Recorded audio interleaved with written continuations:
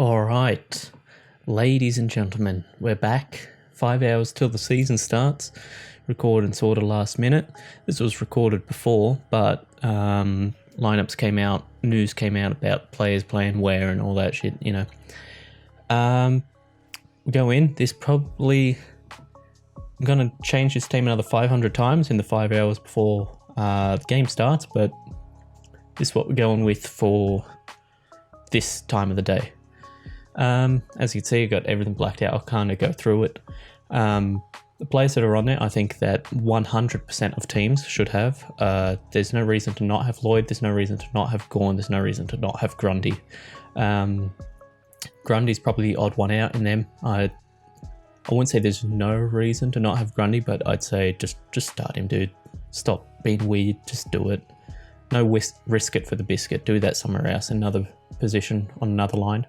But yeah, not there. Anyway, let's get into it. Defense. Defense hasn't changed much, but it also has changed a lot. Seeing that the Amy series, general takeaway from it is defenders and especially creative halfbacks. Jaden Short's the most obvious one because he got the big score, right?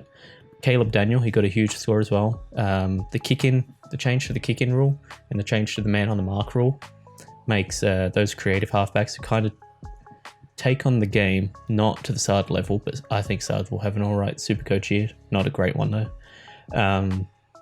Those that take on the game and preferably like using their kicks, they're going to have huge Supercoach years and probably better than most midfielders, honestly. I think that the outside rucks, I still think Max Gorn's going to be the number one player in Supercoach this year. Besides the rucks, I think that the highest averaging player will probably be a defender this year. But yeah, that's probably just my little hot take or whatever. Defense, Laird and Daniel. Laird he did what I expected. Played his mid-roll, got his touches, had the CBAs, did everything. I'm fine with that, that's what I'm paying for, the 564k or whatever. Caleb Daniel, like I said before, halfbacks, or just any back, any type, that do the majority kick-ins, if not all kick-ins, and also at the team's best kicker. I'd say Caleb's probably got the best foot at the Dogs, easily. And maybe not easily, but, fairly, But yeah, I'll also have Tom Stewart in the team. Just Mr. Consistent. Last year he missed a couple of games. He only played 14 out of 17. There were 17 games last year. But generally, he's good. He tons almost every game, right? I don't see any reason for him to not have a good year this year. I just haven't seen what this is. Oh, all right, cool. I just wanted to see what the little note was. I haven't actually read the notes. I don't read them. I find them kind of rubbish most of the time. But yeah, Tom Stewart, for his price, 538k in this price range, because I'd say just under Mills is the next price group. If there's only two people here that I'd take at the moment, and that's Tom Stewart and the next person in the team, Jaden Short. Originally, I think I had Luke Mcdonald here. When I had the setup changed, that was, I think, 4 defenders. I had Luke Mcdonald here. I'm talking a little fast, but that's just because, there's a lot of positions to go through, alright? Let's speed this up a little bit. I had Luke Mcdonald, but on the weekend, he just didn't look good. The Amy series. Maybe it's just one bad game, overreacting to it, but he's always an upgrade target. 512k is not that much. I reckon he ends the season at 530, 540, 550. I think one spot's Whitfield. That's easy. Whitfield will be in the final team. I can guarantee that, and it's probably here.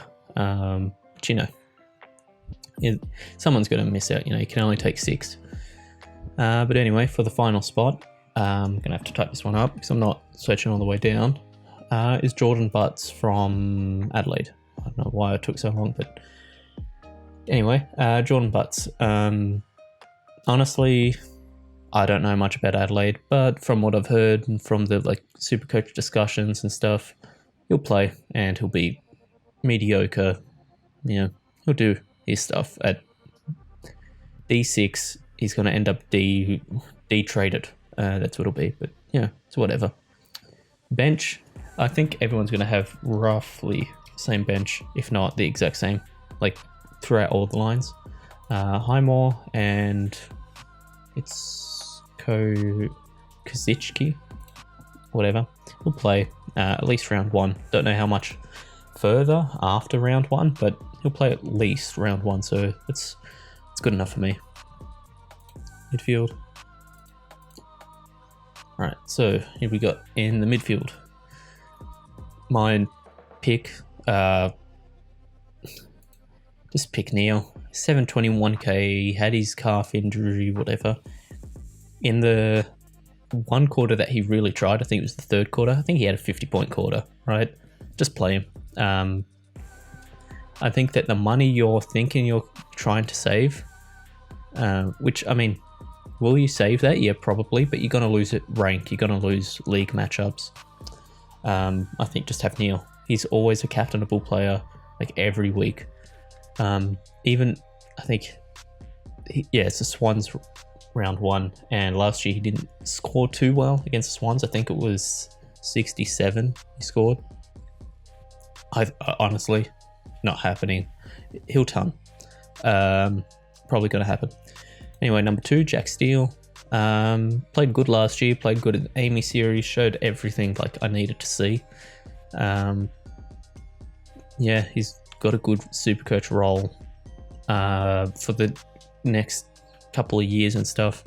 I think he's going to be one of the go-to Supercoach players, so just put him in your team. When I'm making this team, I went a lot more for consistency over breakout ability. I guess that's changes once I get to the forwards, but for everyone that's expensive, I went for consistency first. And then here, I went with the Merit. Merit was actually in the conversation for the first team I made. The only thing that stopped it was I didn't know what the situation would be with Essendon. They're going to be a bad team. They're going to be. They're going to be in the running for one of the worst teams in the league, if not standing wise, then just in team roster type of wise, right? There's not real direction there.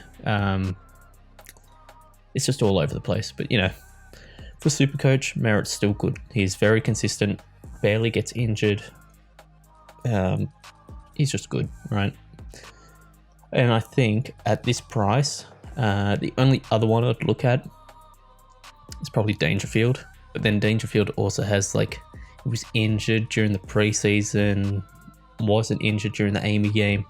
A couple of different factors going on there. Maybe Fife as well. I wouldn't consider Fife, but speaking about the general populace, I reckon you can look at Fife and say 608k, pretty good bargain. You could always end up in the upper echelon. Playing at his best, he's a Brownlow contender, top 3 Brownlow most of the time. But then number 4, there's a huge price drop actually. I was going to say a little bit, but it's a fair price drop. Is Matt Rowell. Now, there's a bit of conversation around this pick because he looked good in the Amy series, and personally, I saw what I wanted to see. He went for the ball. He didn't try to protect his shoulder every play. Of course, there were some plays where he didn't go. He didn't go in full speed to tackle someone. But that any player that ever gets injured is going to do that. If we're going to look at it like that, then 90% of Supercoach is unpickable, right? I think he'll still be fine, and I reckon he'll still be one of the better midfielders this year. Definitely good enough for M8. I think he'll be more M7 and up. I think worst case scenario is his M8. But anything can happen. Kind of just pick in this gut feeling that I think Raoul's fine, and he looked fine, honestly. There is a bit of overreacting to how he looked. And then here, this is kind of just stock standard. The number 2 most picked players, Tom Powell, Braden Campbell, they're going to play. Campbell's already been announced as debuting. Powell is going to play. Putting your money on it, he'll play. And then final 2, they're on the bench. Spoiler, but yeah, they're on the bench. I think right now I have Braun. I think that's how you pronounce it. Tanner Braun. I've got him in the team. Honestly, GWS mids. I don't know if I'm going to keep him in the team, but for the current, he is in there. If there's someone here that's likely to lose their spot, it's probably him. I just got the team open, so at least I can see who's there. There it is. Alright, so what's that number? 1, 2, 3. And the 4th highest picked. Also got him Errol Golden, whatever the hell. He's playing. It's already came out. Campbell's playing, Golden's playing, and Logan Mcdonald is playing, the forward. They're all playing. I'd say these 2 are like fairly better than McDonald, the forward. I don't think he'll score too much, and I think he's 198k. I reckon there's better options, honestly. Just go 4k up and get Dow, who's like 202k. Let's take him. The bench is just real quick. Brockman, Downey, they're going to be playing. Just, leave it at that. They're going to be playing. And Anthony Scott got announced as he's playing, and hearing that he gets announced for round 1 means Johannesson is way out of favour, which is pretty good. Not for Dogs. I reckon Johannesson is one of their better players, like for defenders. But for Supercoach, it's good that we actually have a 102k rookie playing. But it's whatever. Alright, forwards. Honestly, people are saying defense is the hardest line this year. I don't think so. I think it's forwards. I think the forwards suck this year. I reckon they are horrible. A lot of people are going to take the cop out in danger. I take it back. It wasn't a cop out. It's actually a good pick. 611k. He is slightly overpriced. He'll come down. So if you don't have him, look at an upgrade target for danger. He'll be in 100% of teams by the final round, right? It's going to happen. But for the start, I'm going to start with Dunkley. He looked good in the Amy series. Trelaw wasn't playing. He got a voice crack. I'm editing that out. He looked good. He got these mid-time. Beveridge came on after the game and said, Dunkley's one of my favourite players. Of course he's getting the mid-time. Put everyone else up forward before him. Will that happen? Who knows? Actually, let me just do this. I'll put Flynn here. Flynn's got the best job security, with Mumford being old and slow and injuring his own players. And the other one being injured. So I reckon Flynn plays and Briggs doesn't. And if Briggs does play, he'll play as a defender, not as a ruck. Anyway, back to forwards. Zeeble, I've got him in as a defender, like as watching the game, him as a defender, he sucked. He was shit. No sugarcoating it. He gave up 6 to a rookie. He sucked. His placement was bad. His kind of everything was pretty bad. Supercoach took all the kick-ins. He was on target with most of his kick-ins. Got a fair chunk of the ball. Great for Supercoach. Horrible in real life. Jeez. He should keep the role. I don't know if there's anyone there that's going to replace him. I don't know who's out of the North Melbourne team right now that Zeebel's kind of replacing at halfback, but I reckon North is going to be probably the worst team in the league. I reckon they're only going to get 2 wins, one against Adelaide and probably, I don't know, some game that they shouldn't win, but they will win. But yeah, so Siebel in, whatever, you know. Dow. I've got Dow in. I kind of got baited into this pick. Well, baited would mean it was bad, but it's actually not too bad right now. 202k, just treat it as an expensive rookie. That's what I'm doing. He's playing midfield